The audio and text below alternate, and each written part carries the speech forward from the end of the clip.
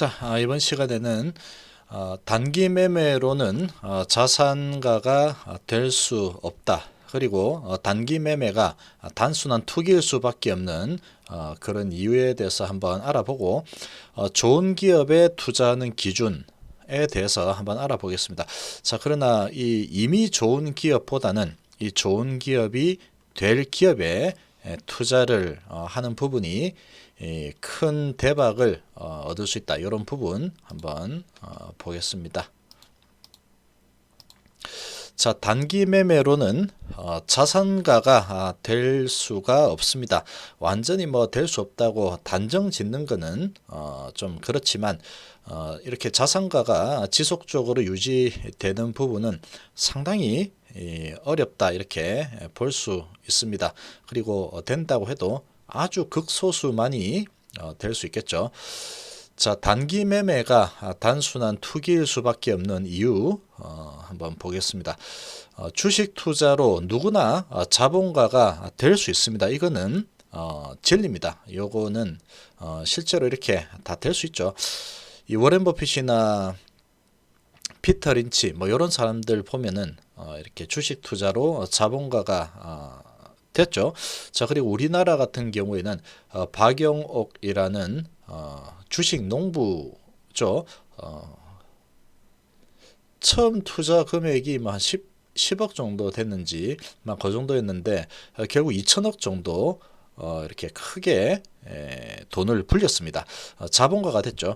자, 그러나 같은 주식 투자라도 단기 매매는 투기자가 하는 거래일 뿐 자본가의 주식 거래와는 다릅니다.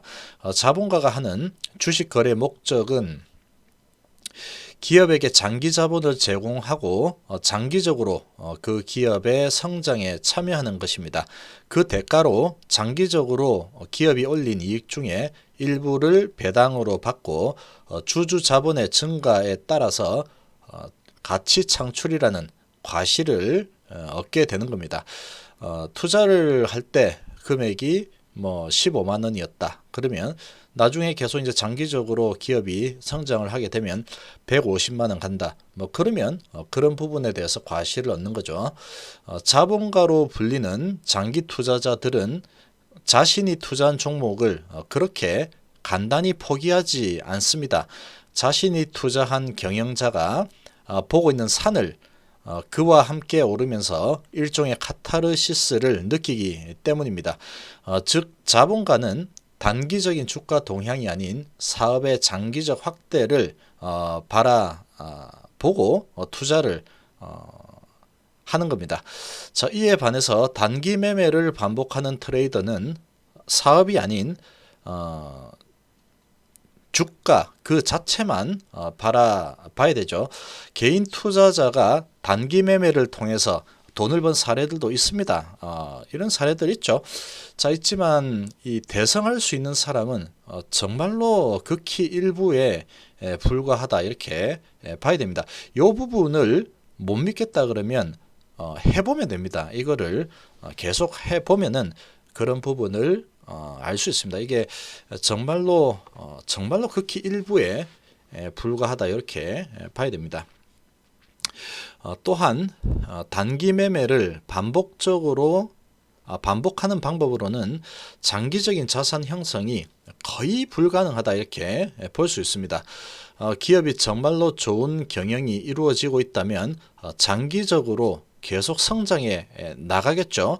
왜냐하면 경기 동향에 큰 영향을 받지 않고 매년 안정적으로 착실히 수익을 거두기 때문에 장기적으로 주주 자본이 확대되기 때문입니다.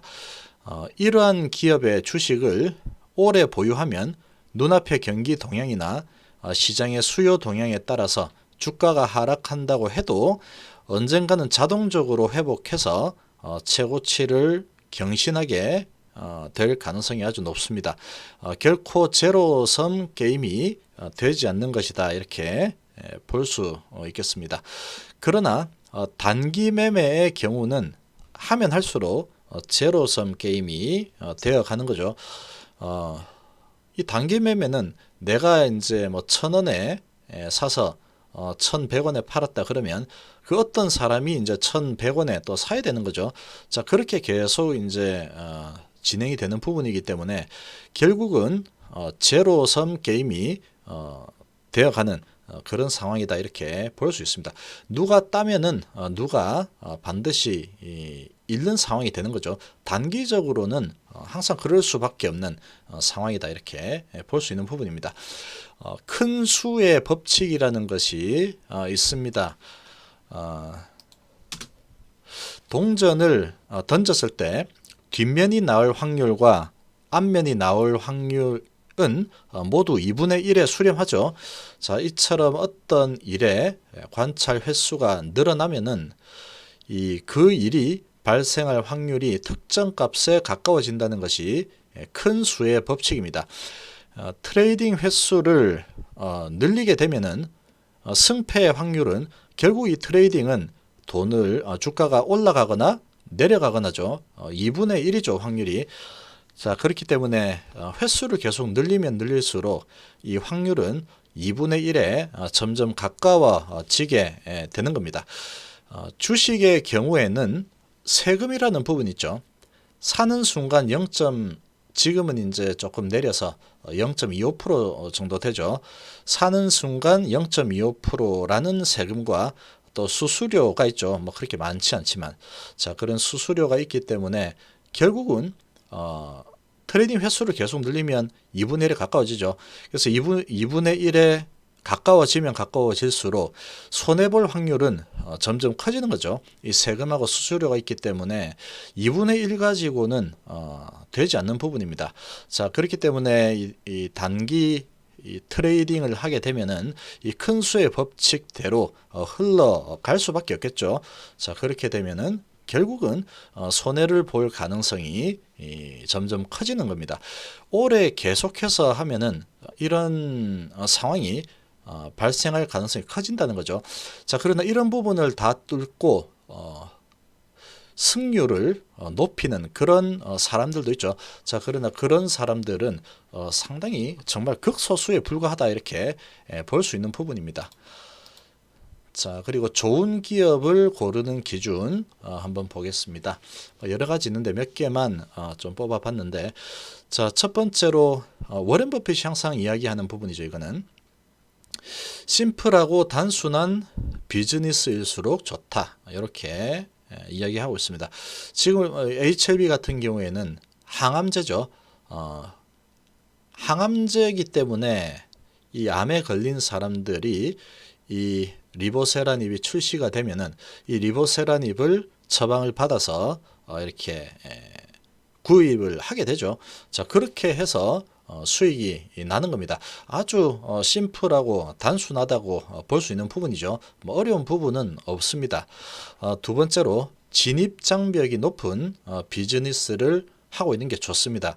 이 경제적 해자를 이렇게 만드는 거죠. 그런데 이 항암제 부분은 정말로 진입장벽이 높은 분야 중에 하나라고 볼 수 있죠.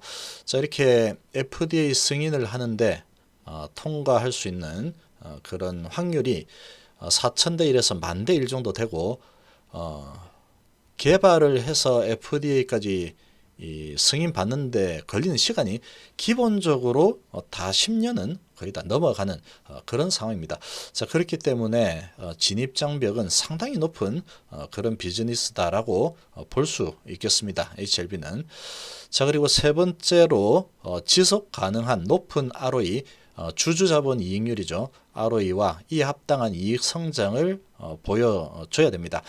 자, 이런 부분은 아직까지는 HLB는 지금은 손에 쥐고 있는 부분은 없죠. 자, 그러나 이제 이런 부분이 곧 현실화가 되는 거죠. 내년 4월 달에 FDA 신약 승인 신청을 하게 되고, 그러면 2020년 한 9월 정도부터 12월 사이에 이렇게 결과가 승인이 날 가능성이 아주 높습니다. 자, 그렇게 되면은 정말로 높은 ROE가 이제 창출이 될 겁니다. 영업이익률이 무려 70%에서 80% 사이가 될 걸로 지금 예상이 되고 있죠. 자, 그런 수준의 영업이익률, 순이익률을 만들어낼 수 있는 기업은 정말로 거의 드물다고 봐야 되는 부분이죠. 이제 HLB가 승인을 받게 되면은 이 우리나라 이 주식 시장에 상장되어 있는 기업 중에 가장 높은 ROE를 기록하게 될 걸로 예상이 되고 있죠. 자, 그리고 네 번째로 경기 동향에 좌지우지 되지 않고 창출되는 풍부한 현금 흐름이 있어야 된다. 지금은 그렇지 않지만, 자, 이 부분 이제 승인이 나게 되면 바로 옆에 항서제약이 그렇게 보여주고 있죠. 자, 이 부분은 경기가 좋다 그래서 내가 이 항암제를 먹고 경기가 나쁘면 항암제를 먹지 않고 그런 부분이 아닙니다. 이거는 경기가 좋든 나쁘든 계속 먹는 부분이죠. 자, 그래서 크게 좌우되지 않는 그런 이 사업이다라고 볼 수 있는 겁니다. 자, 그리고 다섯 번째로 탁월한 경영자가 있어야 됩니다. 자, 지금 진양곤 회장님은 상당히 제가 보기에는 탁월한 경영자라고 생각이 됩니다. 지금 일단 통찰력이 상당히 뛰어나고 뚝심이 일단 있죠. 앞만 보고 계속 이 성공을 향해서 걸어가고 있습니다. 자, 그런 부분을 보면은 상당히 탁월한 이런 경영 능력을 가지고 있는 사람이다 이렇게 볼 수 있습니다. 자, 이렇게 보는 안목도 상당히 뛰어나죠. 이 부분이 리보세라닙은 반드시 된다. 이런 부분을 아주 예전에 이 부분을 간파를 하고, 자, 여기에 지금 올인을 하고 열심히 이 앞만 보고 오르고 있습니다. 자, 이런 부분들을 보면은 상당히 HLB는 좋은 기업이다라고 좀 볼 수 있겠습니다. 그런데 이미 좋은 기업이라기보다는 앞으로 이렇게 좋은 기업이 될 상황에 놓인 그런 기업이다라고 볼 수 있겠죠. 자, 이미 좋은 기업은 예를 들면 삼성전자, SK하이닉스 뭐 그런 기업들 기준으로 보면 되겠죠. 이런 기업들은 정말로 좋은 기업입니다. 이미 좋은 기업이죠. 상당히 돈을 많이 벌어들이는 이미 많이 벌고 있는 그런 기업입니다. 그리고 경영자들도 탁월한 경영자들이 있죠. 그래서 계속 세계 1위를 유지를 하고 있습니다. 그러나 이미 시가총액이 엄청나게 증가가 되어 있는 상황이죠. 그런 상황이고 기업 가치의 변화를 급격하게 만들어내기가 쉽지가 않습니다. 이런 기업들은. 자, 그러나 이제 꾸준히 우상향해서 올라가는 투자하고 경영자하고 이렇게 산을 오르는 그런 여행을 하기에는 나쁘지 않은 그런 기업이다라고 볼 수 있습니다. 자, 그러나 좋은 기업이 될 상황에 놓인 그런 기업은, 자, 이런 기업은 조금 불확실성이라는 부분이 있기 때문에 기업의 가치가 성공될 부분이 확실하다고 하더라도 지금 뭐 되어 있는 부분이 아닌 상황이기 때문에 기업의 가치가 좀 낮게 형성되어 있을 수 있죠. 자, 그런 상황에서 이제 투자를 하게 되면은, 그런 기업에 투자를 하게 되면은 그 기업이 이제 성공으로 딱 들어가게 되죠. 그렇게 되면 성공 가능성이 아주 큰 기업에 그래서 투자를 하는 게 안전하죠. 자, 그래서 이제 성공을 딱 하게 되면은 이 기업은 아주 큰 기업 가치의 변화가 발생할 수 있는 부분입니다. 자, 그렇게 되면은 이 기업 가치가 엄청나게 바뀌겠죠. 시가총액이 뭐 5조 수준에서 뭐 50조 수준 1차적으로 뭐 이렇게 올라간다거나 그런 변화가 발생을 할 수 있는 부분입니다. 자, 그래서 그런 쪽으로 보면은 큰 부를 쌓을 수 있겠죠. 같은 기간 동안에 기업에 투자를 했을 때 이렇게 큰 부를 쌓아서 자산가로 가는 그런 꿈을 꿀 수 있는 그런 기업이다라고 볼 수 있겠습니다. 자, 이번 시간 이 정도로 마무리하겠습니다. 감사합니다.